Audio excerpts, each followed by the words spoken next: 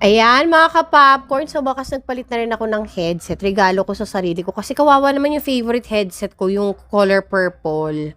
Eh, bugbog na sa akin yun. So, bumili ako. Ito nga, yung Fantech Trinity MH88. So, nabili ko to sa isang flagship store. It costs only 800 pesos kasi naka-sale siya. At titingnan nga natin kung good buy nga ito. So, eto si Trinity MH88. Ang features niya is adjustable steel headband. Ayan, adjustable nga.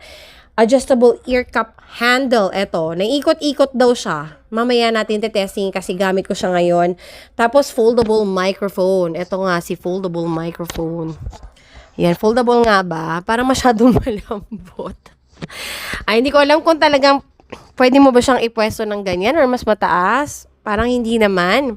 Pero okay, anyway, okay lang yun kasi ang habol ko dito is yung noise cancelling microphone. Kasi the fact na yung dalawa kong maliliit na chikiting napakaingay talaga kailangan ko talaga ng noise cancelling ng microphone kasi alam nyo na medyo maingay ang background natin dito dahil ayokong gamitin yung studio dahil medyo sukot ako mag-isa. Anyways, ang built-in nito na wire is yung pang mobile.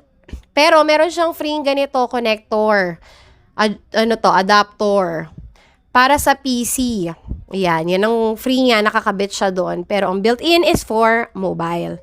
Tapos, nakalagay dito is compatible siya for Mac, PC, PlayStation, mobile, Xbox. So, yun, pwede mo siyang magamit doon. Tapos, meron siyang warranty card sa loob. Actually, sa loob ng box, nakabalot yung product nitong ganito. Parang ano siya, bag. Whatever. Tapos, sa loob niya, ang kasama lang niya dito is dalawang papel, which is yung isa is warranty card. And then yung isa is yung booklet, manual ito, manual for the product. Ayan, mga chuva chenas, ganyan. So, titingnan nga natin kung maganda ba ang kanyang noise cancelling effect kasi yun ang need ko. So, malalaman natin yan dahil ito ang gagamitin ko sa ating vlog for today. This is your Auntie Mama and welcome to Get Your Popcorn. Ay, ito pa pala isang magandang feature nito. Navo-volume mo siya. Like ito. Yung mga nakabili nito, mga kagaya ko na susunga-sunga din, hindi alam na nakapatay pala yung microphone ng haba na nang vlog ko kanina.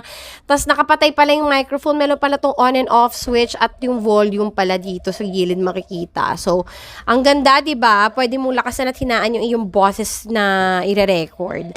So, anyways, dumako na tayo sa ating topic